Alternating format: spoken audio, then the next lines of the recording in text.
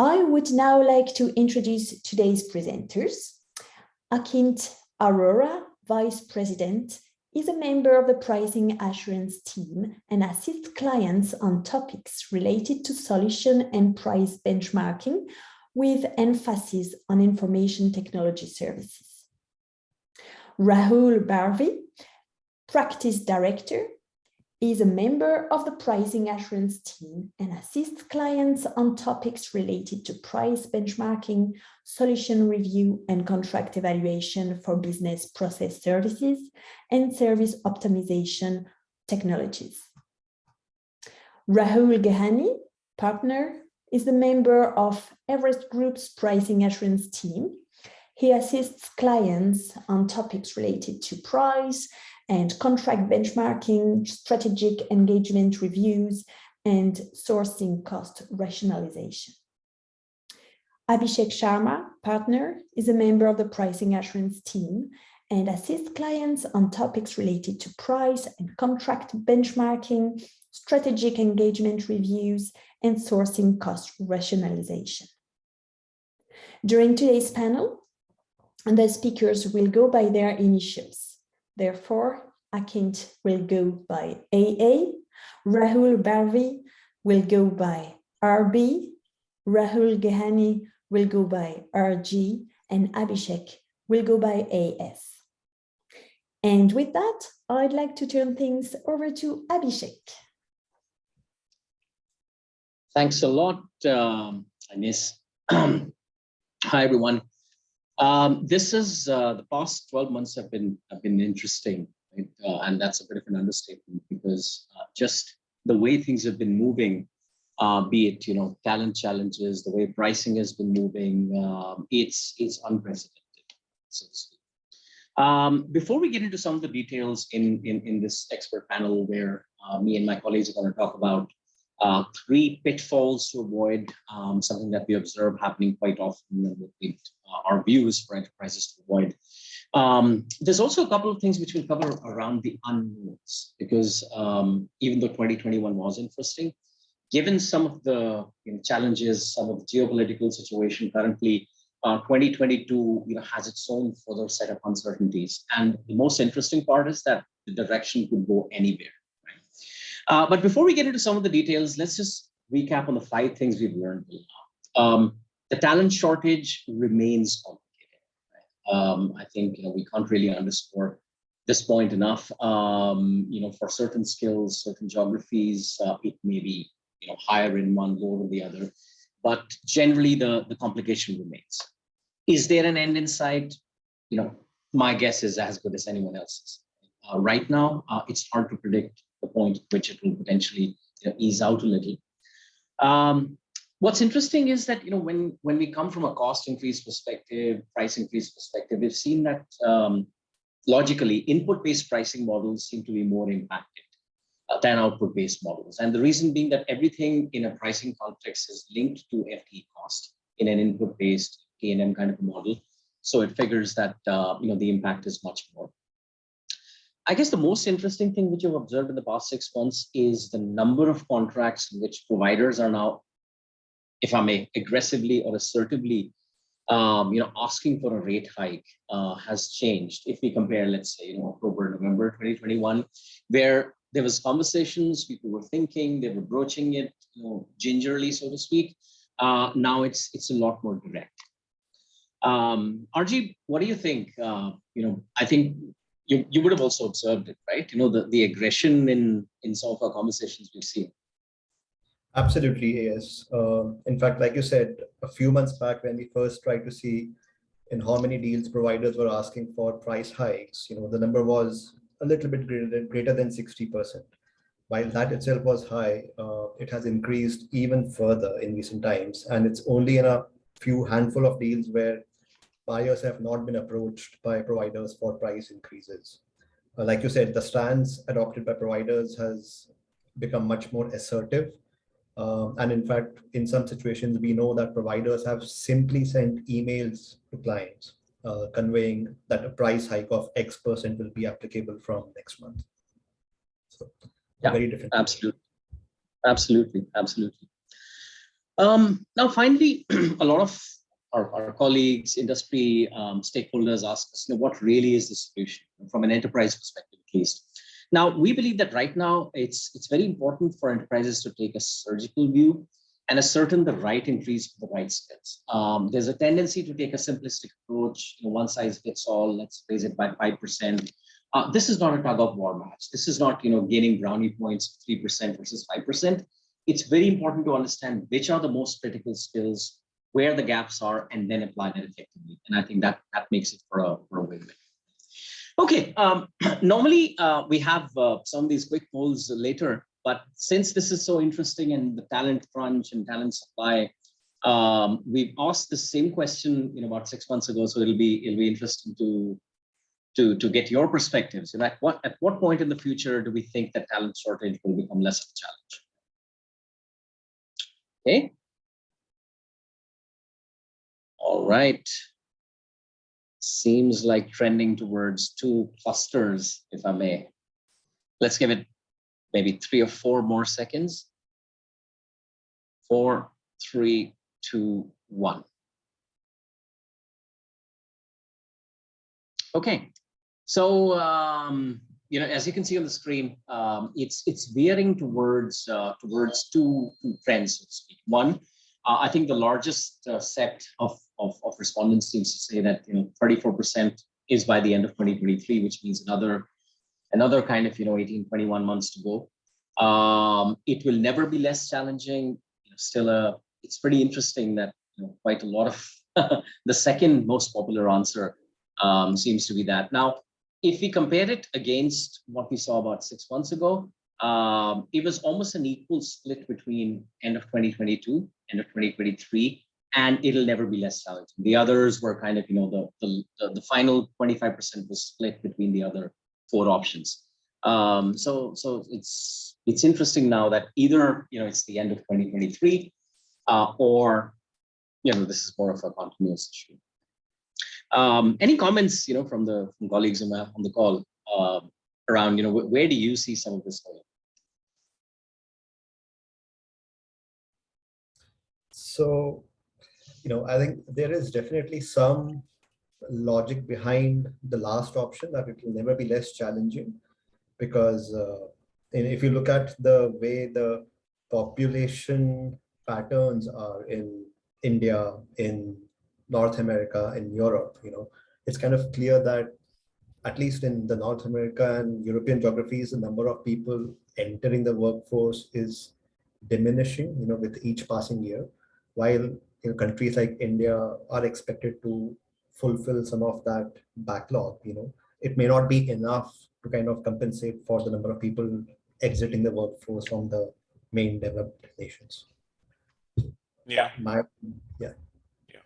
A very similar thought of mine, right? I mean, because end of 2023 is when most of them are expecting, again, that like too optimistic in my opinion, right? Because we are seeing from a demographic standpoint, as RG was mentioning, or if we talk about the fulfillment of the backlog, because there is so much of demand, but the number of people that are coming into the workforce are not that much. So effectively, is that answer 2023 or is that answer 2025? That's something that needs to be seen.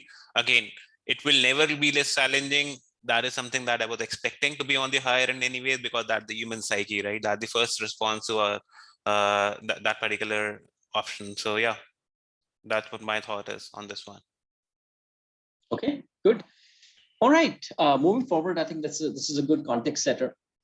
Now, before we get into the 3 pitfalls and 2 unknowns, what's also important is let's just do some context setting on the past 12 months, in a bit more detail. So the environment, I think, as I mentioned a few minutes ago, it's taken what we call a rapid U-turn in the past 12 months. So if I was just comparing April 2021 versus March 2022, in many of these things, you can see almost a diametric opposite. And what's most interesting, at least from my perspective, where I worked a lot on portfolio consolidation exercises right through the end of 2019, through 2020, for some of the largest clients. And it's interesting how it's suddenly moved more towards portfolio diversification. Hey, where can I get talent? Where can we make sure that we're covered that way? and never really seen things changing so much. I guess the same is on the pricing side. What do you think, Arti? Arji, I think you're on mute. Sorry about that. Sorry. Yeah, I completely agree with that. In fact, as we talk about the current times, it's quite common for providers to approach buyers with proposals for price increases of, let's say, anywhere between 10 to 15%. In a few cases, the price hikes that have been proposed have been in excess of 20% as well. That's one side of the picture. On the other side, interestingly, there are buyers who are themselves approaching providers, for a price increase, and which is a smart move, because keeping in mind the current market situation, it makes sense for them to recalibrate the price and simply ensure that, good quality talent, good quality services can be sustained. Quite interesting, RG, on that. In fact, it is to do with the demand area as well, right? So back in 2020 or early part of 2021, there was an uncertainty in the outsourcing services market, right? Enterprises were very cautious to outsource, especially during those COVID times.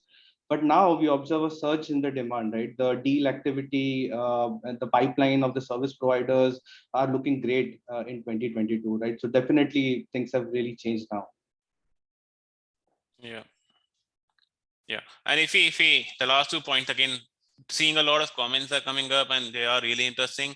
Everyone are putting their thoughts into the conversation we are having right now, and some of those comments are people not even entering the market, right? Are people not joining IT services?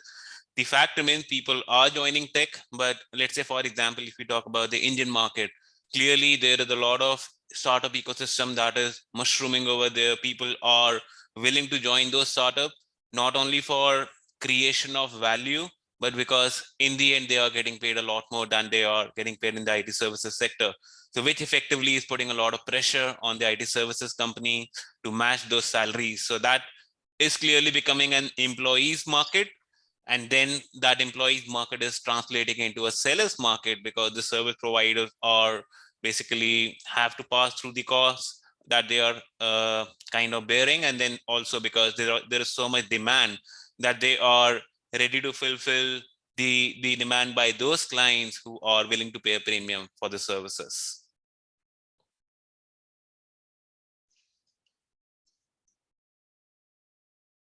Okay.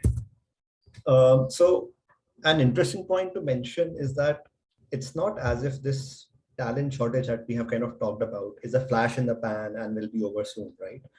In fact, as our key issue studies conducted in the last 2 years showed, even in 2020 and 2021, getting access to good talent was a challenge, although it was not the number one challenge. Obviously, that changed in the current situation, and talent shortage has jumped to being the number one, issue for enterprises and service providers. So it's clear that this problem is here to stay. In 2023, perhaps the ranking could be a little bit lower, but it's unlikely that it will completely go away. And if you move to the next slide, if you look at what are the areas which are the regions in which we are kind of seeing talent shortage being emerging as being a challenge, it's not restricted to any specific part of the world, be it North America, Western Europe, India, even some of the nearshore locations like Central and Eastern Europe, other APAC countries, Latin America. The problem is there in pretty much all parts of the world. RB, what do you think are some of the insights behind, let's say, a region like North America or India, which is kind of making it the number one challenge in these locations? Yes, Raji. North America topping the list is not at all surprising, right? Especially in the US, we observe that the labor pool for certain functions like contact center or transaction BPO services has actually shrunk. Many students and working mothers have not really returned to their jobs post-COVID. There would be various reasons, right? Like government monetary support, people looking for higher education, movement to some of the other cities. right? So these have been some of the reasons. This has also caused a material uplift in the overall rates. Another trend that we are seeing in the US is the difficulty in getting the right talent for work from office setups. Employees have actually moved to tier 3 cities and provinces, and there's an inertia to come back to office. While in India, it's a different thing, right? It's actually a demand-led challenge. Demand is so high that while fresher hiring is also happening in large numbers, there's a lot of lateral hiring that has led to spikes in attrition levels, right? So yeah, interesting times these. Right. Very interesting. And if you now look at what are those services or those functions where we are seeing, talent being a problem, again, the answer is it's pretty much everywhere, right? You look at it from the perspective of IT services or business operations, engineering services, managerial talent, again, it's there everywhere. AA, any perspectives from your side where you see this to be, let's say, the biggest challenge in which function or service? So are the advising on and researching on the apps and digital services space, so which means the IT services space, we are seeing that a lot of challenges when it comes to senior associate within apps, digital, cloud, cybersecurity, which is basically all the next gen stuff. We are seeing more of the challenges coming up.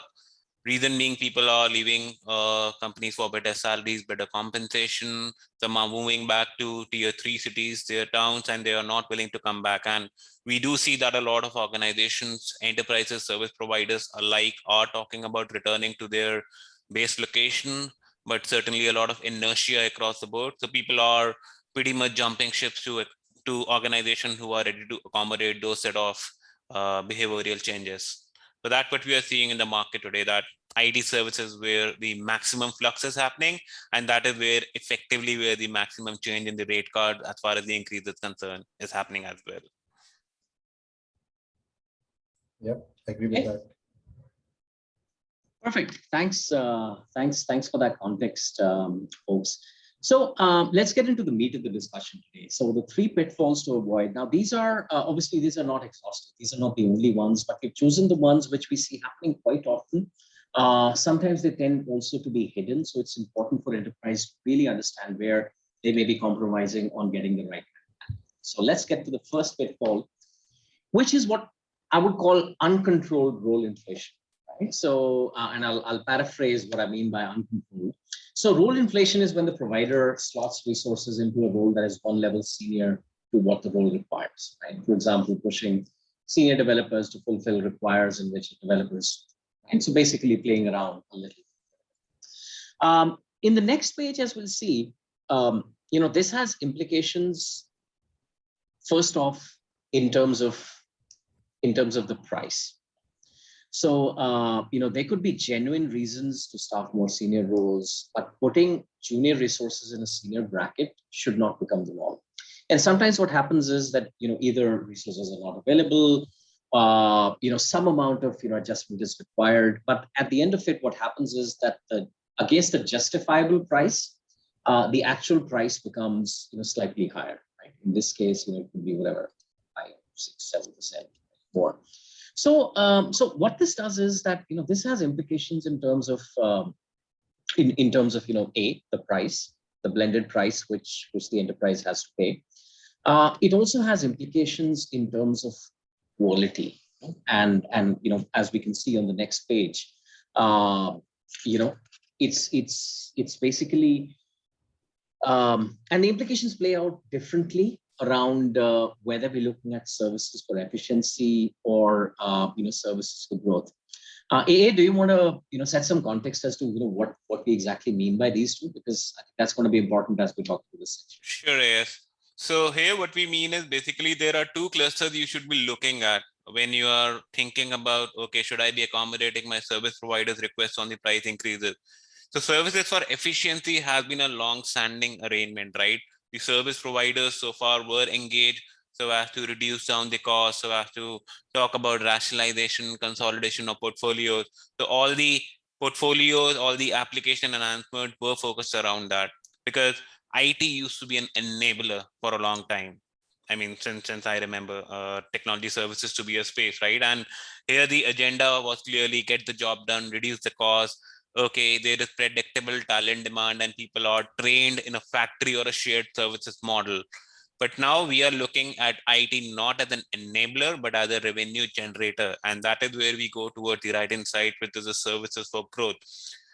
This is where we are seeing that, okay, there is clear demand to enhance experience for the end user. There's a clear demand for transform the overall value of the services. There's a clear involvement of your business stakeholders around your CEO, chief digital officers, CFO, CMOs, etc. Right? It is at that point people should be thinking about, should I be accommodating those price increases, right? Because this is where I'm actually getting a return on the value, a clear, tangible return. So that is how we think the overall thought process should go when you are thinking about increasing the price for different skills, because the increase in price would effectively impact the increase in your spending across these kind of services. Yeah, and just to add, to this detail, one of the core changes which is observed in buyer personas also, when looking at services for efficiency, it's natural to have what we call an eye on the wallet, right? Really, it has to be cost effective, not necessarily with going with the cheapest option available, but yes, cost is a major consideration. Now, services for growth, it's all about transformation, business value, right skills, etc. So while we can't say that there's no eye on the wallet, it's just that the prioritization gets a little low. And it's not surprising given the upside that one can get from investing the right amount of money into services for growth, which is totally linked to the business top line. Now, how this plays out when it comes to the resources and like role inflation. See, typically the efficiency stack has a wider range of resources with the right skills available, right? Because they've been doing it for a long time, as AA mentioned. It's generally templatized, and the process efficiency, process rigor can make up for some extent of skill gaps. Even if it's a relatively inexperienced person, they can get it. Right? Also, it's not, those services aren't really as mission critical. So, while the eye should definitely be there, but there's some low tolerance for role inflation for practicality reasons. It could still come by. Right? It could still work. Now, services for growth is where success fully depends on the domain and business expertise. Right? There's really no room for error because you're not just sacrificing some efficiency, you're sacrificing growth, and that's kind of sacrosanct in today's world. So, which is why also the number of resources, the number of specialists available is less, and we believe that in such cases there should actually be zero tolerance for any kind of role inflation. We'd rather recommend a very honest conversation with service providers, suppliers to figure out, hey, if we need to pay the right price for you to get us the right kind of resources, let's have a conversation. Cutting corners can have really drastic implications in services. Okay, moving forward, this was the first pitfall. Before we move to some of the others, just wanted to share that, as part of today's session, we're also offering a complimentary license cost benchmarking diagnostic. Just as a caveat, it's only for enterprise clients. You would have seen a poll pop up, so request you to please choose from the products listed. So effectively, how this works is that we would request the enterprises who are interested to share their contract with one of these. We will then perform a comparison with market norms and highlight high-level opportunities which are possible. So yeah, feel free to choose, and we'll get back to you with the next steps. All right, let's give it maybe 3, 2, 1, and we can close it. All right. Okay. With that, we come to the second pitfall, and let me hand over to RG. Sure. Okay, so the second pitfall that enterprises should watch out for is leverage of what we call as black box pricing. This basically refers to situations where the pricing construct is opaque and there is very little correlation and visibility. into how the operational requirements on the provider side translate to the price that is paid by the client. And this could be as simple as, let's say, blended pricing for a particular skill set or a location. And that's actually observed in a large number of contracts. For example, a single price for the entire business analysis job family, and not segregated pricing for junior, mid-level, and senior business analysts, as an example.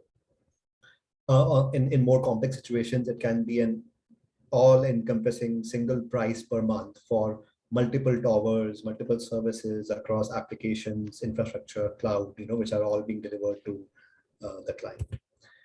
If we kind of look at the different types of models that theoretically exist, we have got input-based models, output-based models, outcome-based models, etc.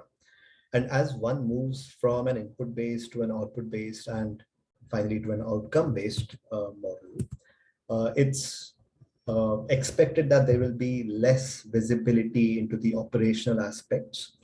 But while that is the case, we have also seen service providers using this attribute to their advantage, and essentially going in for black box kind of a pricing. Let me ask RB. RB, in the recent deals that you have advised on, any such interesting examples that you came across? Yes, RG. The example that immediately comes to my mind is the work that we did for a global network and telecommunications company last year. In this case, the pricing model was a fixed price model, and they had a very complex mechanism to even adjust for the monthly volume variations into this fixed monthly price. This deal was actually a transformative deal. There was a lot of changes that were planned during the overall deal term, which required multiple updates to the original fixed fee, which was planned. And because of this lack of visibility on the pricing, this resulted in constant discussions, negotiations that actually impacted the relationship in the long run. Net RG, the visibility into the pricing is very important. Right, completely agree with that. And from an enterprise standpoint, it's important to realize that irrespective of the kind of pricing model that you have in a contract, a certain level of transparency can and should be achieved. And a simple way of doing that is breaking up that pricing into various components. For example, what are the run charges, and then correspondingly, the questions that need to be asked are what are the units that are driving the fee? What part of the run charges are at risk, to the service provider? For example, if certain quality standards are not met, then how much of the fee, would they be at risk of foregoing? Similarly, clarity on what are the breakup of the transformation charges, what's the tool and the platform fee, how much is being charged for PMO, are there any additional or ad hoc charges, for example, for certain SMEs, etc. So all of these are things to kind of keep in mind. RB, again, let me come back to you. Any examples where you have seen some of these approaches being applied, and in spite of the fact that, let's say, it was not a simple input-based pricing model, the contract was still able to achieve a good level of transparency in the pricing? Yes, Aji. I'm actually reminded of a contract that we benchmarked last year. This was for a European financial major, right, where both the parties actually maintained a common transparent pricing sheet, which clearly highlighted the detailed unit rates, the linkages across different components like FTs, locations, the productivity glide paths, etc., even though it was a fixed price contract. The client was very happy, of course, with the provider, and there was always a transparent and open dialogue for any pricing updates or incorporating any changes to the environment or scope.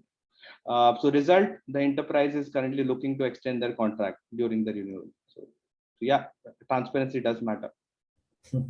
Yep, makes sense. Okay, if you move on, maybe let's look at another important attribute, because we generally come across a lot of proposals where a common value add that providers sometimes propose is something called an innovation fund. And in general, what we have seen is that providers do explain a few details around the innovation fund. For example, what will be the quantum of the fund, and typically this is roughly about, it ranges anywhere between 1 to 5% of the total contract value. And then there are also a few details on the avenues where this allocated fund would be spent. This would include things like alliances with customers for co-innovation or investment in labs or COEs for capability building. It could be around setting up of a transformation office, so on and so forth. But further details around these investments are generally omitted. AA, in the work that you have done recently, are there any good practices that you have seen on how I think we need to go 2 slides up, right, for people to see. So if you talk about one more slide up, please. Yes. Yeah, if we talk about the innovation fund, think of it as a seed fund, right? Not as a project pen. Because innovation fund is, as the name suggests, meant for innovation, whether you do macro innovation or micro innovation, whether you are in here for the small wins or the large wins, that's the thing you as an enterprise need to decide. But don't confuse, first of all, your innovation fund with the project pending. It has to be entirely separate. Now, when it comes to contracting for innovation fund, it has to be something on the new generation or next generation stuff, first of all, right? It has to be more about, if you are thinking about, let's say, for example, something of the charts idea, like quantum computing applicability into your environment, or if you are thinking about, okay, from a sustainability angle, what should I be doing? Should I be generating a carbon calculator or a smart application that calculates my spending, right, on carbon credits or all that kind of stuff? That is how you should be thinking about innovation. And for doing that, your contracting should be in a fashion that accommodate all those things, right? It should accommodate for all those incremental spending beyond anything related to the projects. Yep, makes sense. Okay, moving on.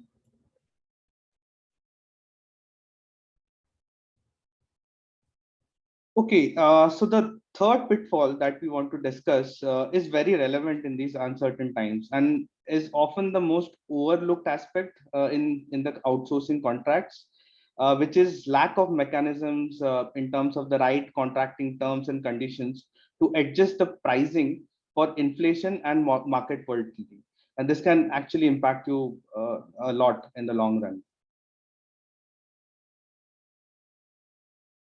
So many enterprises actually believe that no COLA policy can help them address this inflation and year-on-year price adjustment challenge. In fact, a few years back, we had worked with a high-tech technology giant in the content moderation area, and they had mandated that the suppliers can't charge the COLA explicitly in their RFP requirement. So yes, do you think a no COLA policy can really help address this inflation challenge? Yeah, thanks, RB. So clearly not, and this has 2 implications. One, of course, there's no such thing as a free lunch.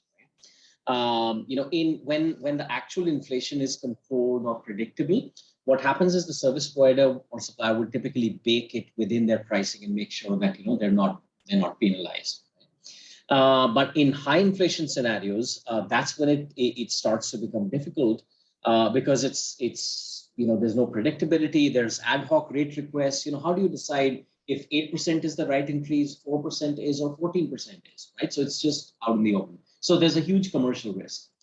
There's also an even severe risk around service quality, right? Because the moment any supplier is overpressed or under stress because of this, a few things could happen. The A team gets removed to maybe serve another account. The resourcing is delayed.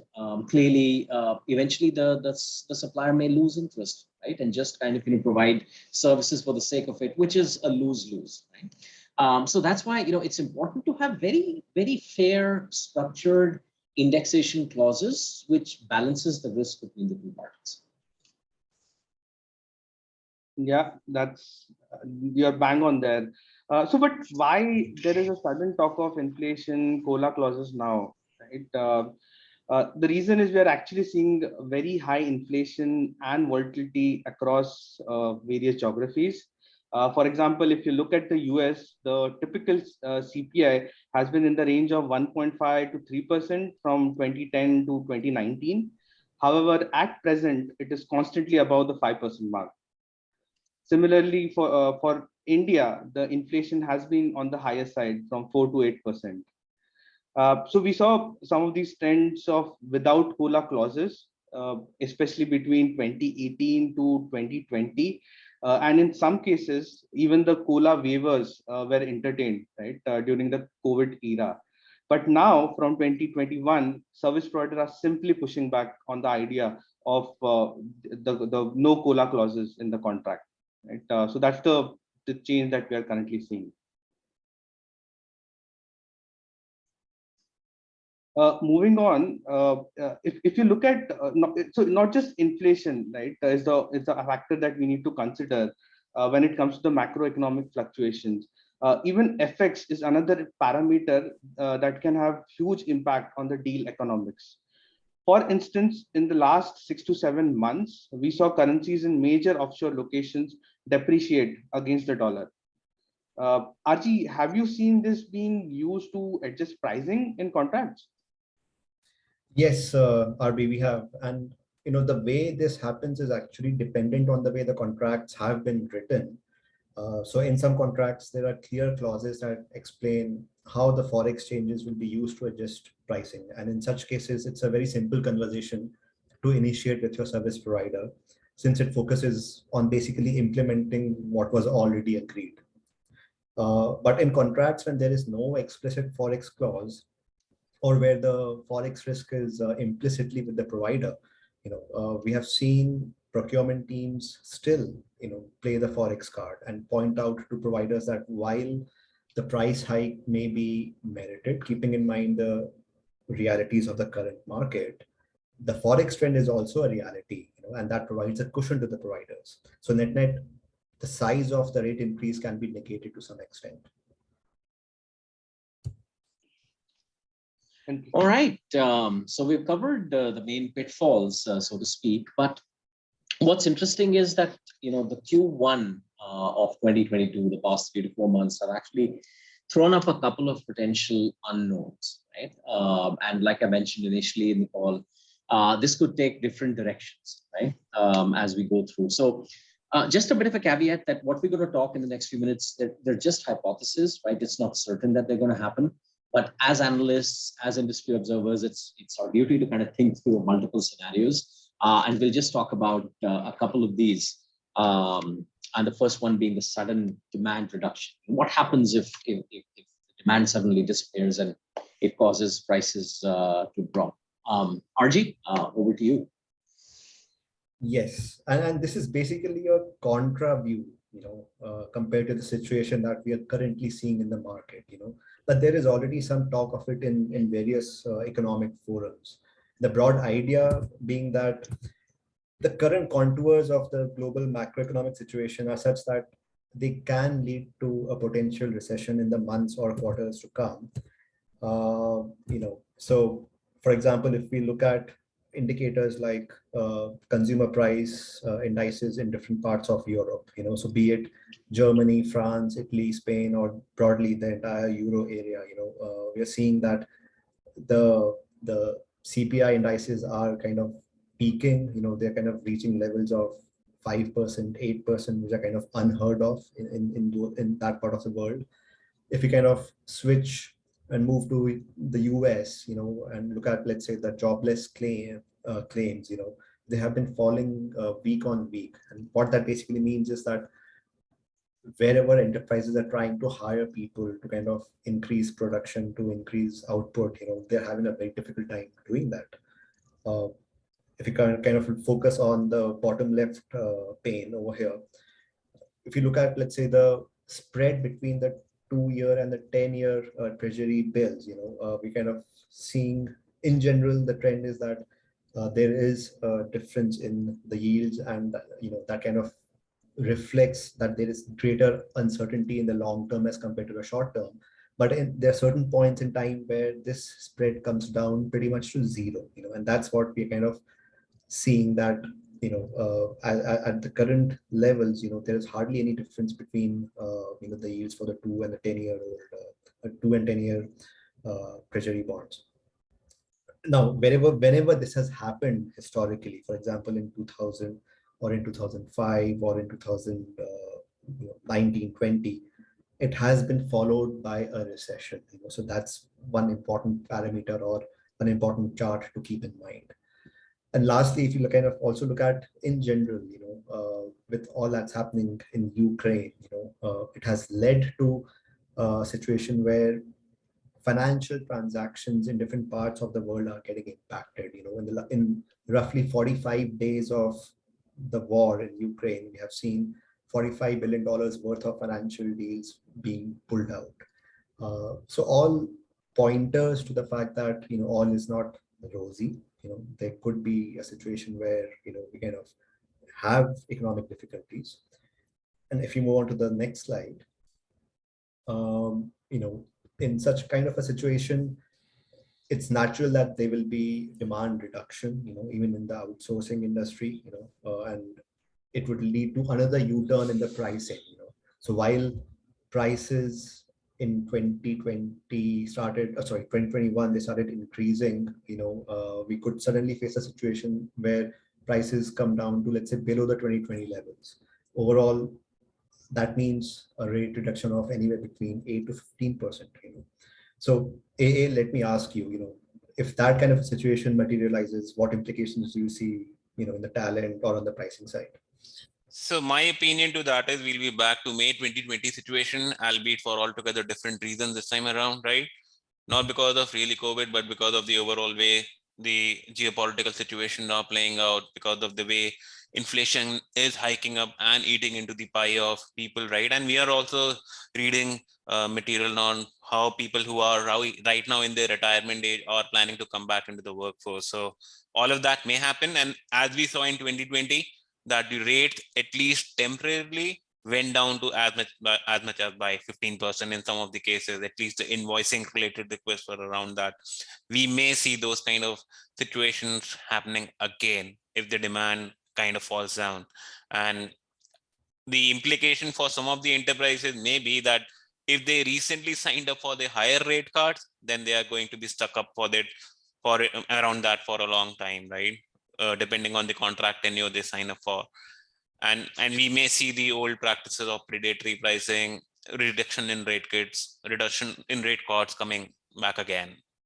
Yeah, so that's where we are and where we may end up being if the demand goes down. Right. And if the situation materializes, we believe that enterprises should really give more focus on having practical, enforceable, benchmarking clauses, which not only allow, let's say, a one-time benchmarking exercise, for example, a midterm benchmarking exercise, which is fine. But then what it means is that, for a major part of the term, the enterprises are kind of not following what is the current market price, but they are overpaying, So instead of having a clause which is on those lines, it's better to have an ongoing focus on pricing, which is also important, keeping in mind that contracts don't always remain constant or in a steady state, right? There are always change requests happening, new services getting added. So if benchmarking is not done regularly, a significant amount of value could actually leak out, and the enterprises would not achieve the business case that they had set out to achieve, as part of the outsourcing initiative. All right, then moving on. All right. Now, the second unknown is basically related to the current geopolitical situation, and that could cause the direction to go in a slightly different way with some interesting implications. Before I hand over to AA to talk about some of the details, I think let's do another quick poll just to get a participant's view on what impact the current situation in Ukraine could have on the outsourcing portfolio. Okay, let's get some more. Right, so we got 20 responses.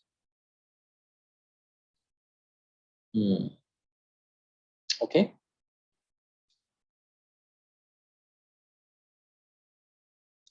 All right, let's give it 5 more seconds.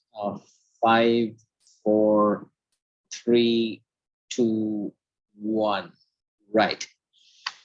That's displayed. So yeah, it's honestly, it's heartening to see that a significant proportion of the respondents think, 67%, 2/3 think that it's more to minor impact. It could also be, where the respective respondents, have their portfolios, whether that's impacted from the region or not. But I think the third one is basically, where we see material impact. It's not minuscule, right? Material and major combined make up for almost 1/4. So there is we understand that a lot of it is still a bit of an unknown. We'll see how that makes up. But yeah, we live in rather interesting times. What's your take on how this could play out? Yeah, I mean, as we saw in the poll, the first two options are where majority of the inputs have gone. Again, not to say that people have outlined material impact to be there, but it seems for now, the BCPDR strategy that is being built by different service providers, that is actually playing out in favor.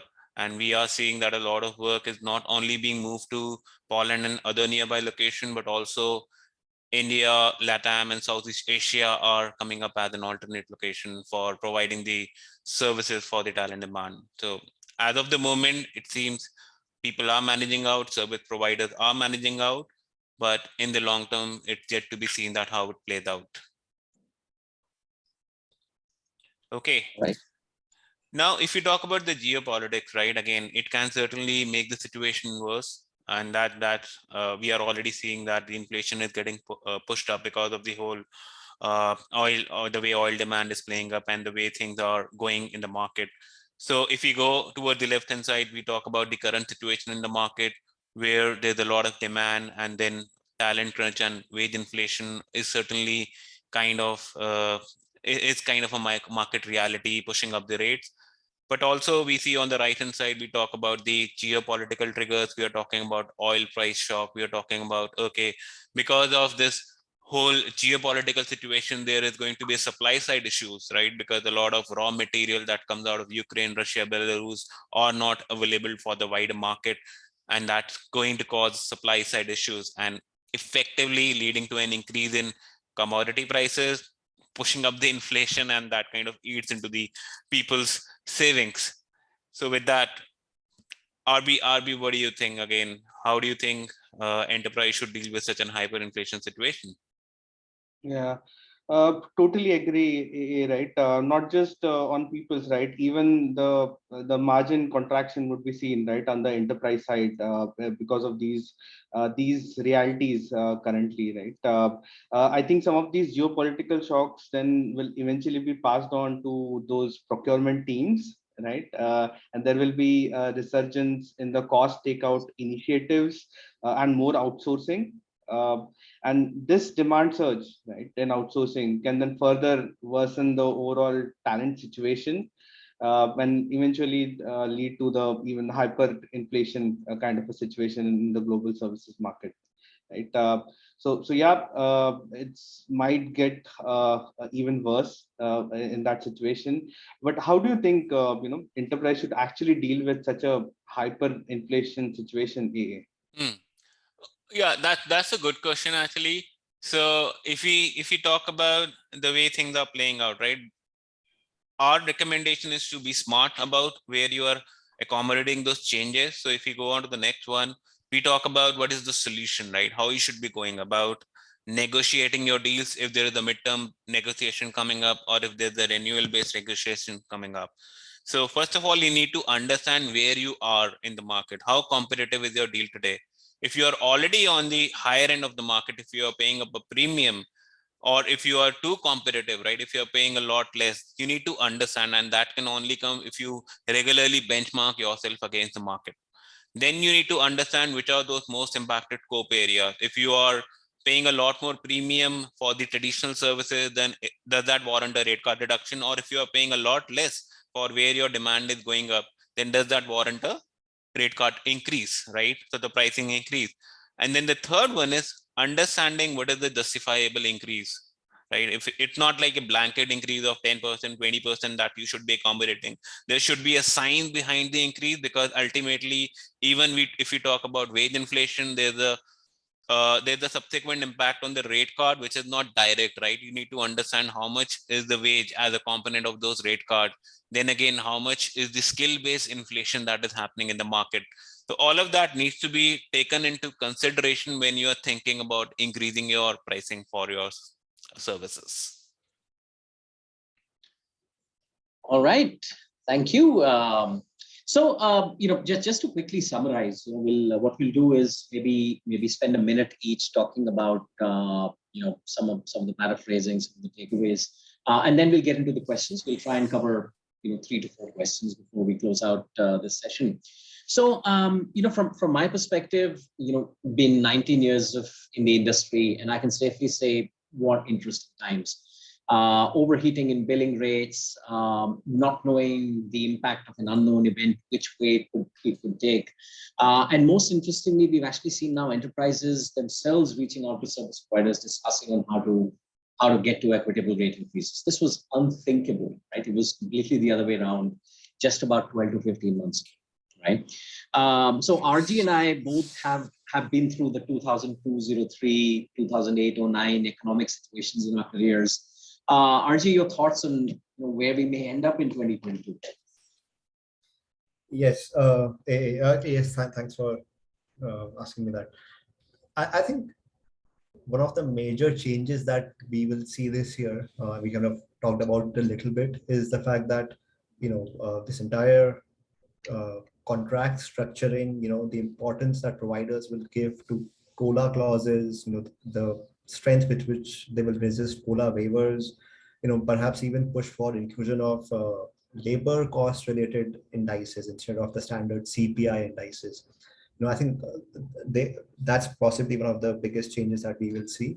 And in line with that, while buyers will probably accept that, the buyers will, from their side, push towards having FX related or Forex related clauses, in the hope that they get some cushion from a very high price hike. So that's my prediction for this year. Okay. AA, your quick thoughts? So as far as the IT services is concerned, for now, the market forces suggest that demand is going to be consistent. It's going to be high, a lot of pressure on increasing rate cards.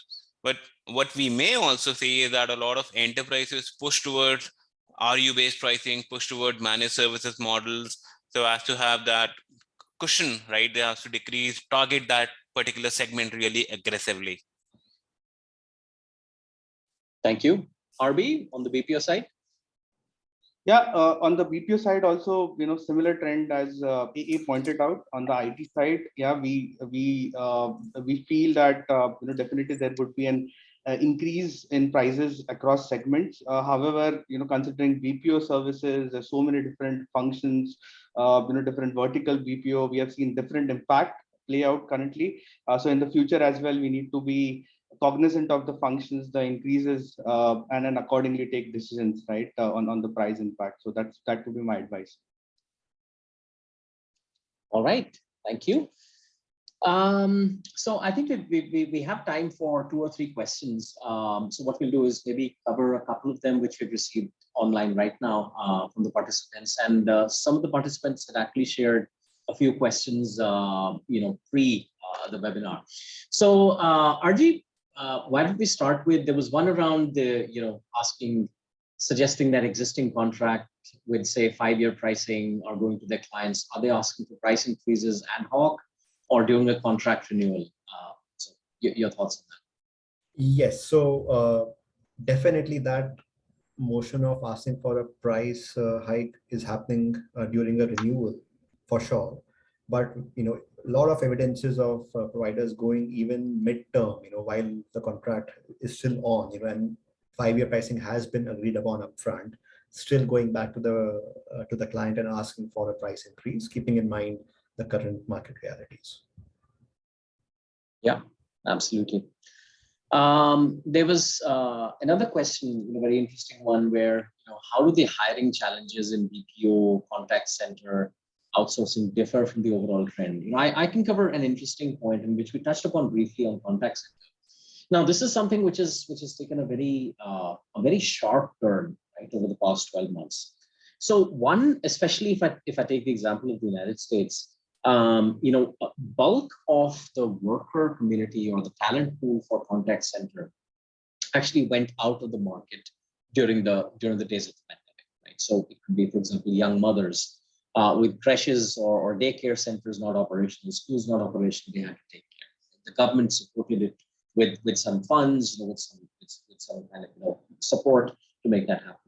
So that there goes one chunk. The second is students, for example. Right? They wanted to pursue degrees, not wanting to come back. There were opportunities in the outside market, over and above what they were doing in the contact center space, which may be higher paying, more in line with aspirations. That went down. So suddenly, and then combined, because everything around purchasing, shopping went digital. All interactions from business, B2C, went mostly digital. That's where the demand increased. So that gap really caused a major issue, and that's where some contact center companies actually had to raise prices drastically just to make sure that they were able to maintain their margins, some semblance of margin, and be able to sell. AA, I think you wanted to answer one question around services for efficiency and for transformation. Yeah, so one of the questions that has been asked is that the services for efficiency and for transformation appear bifurcated, right? And how do you account for transformational engagement that necessitate also making current processes more efficient? So a very good question.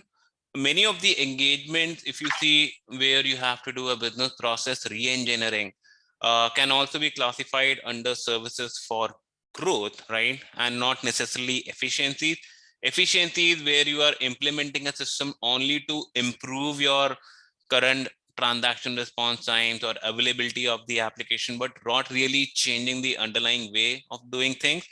For things that basically change the processes that enable growth for an enterprise, or maybe change the experience of your end users.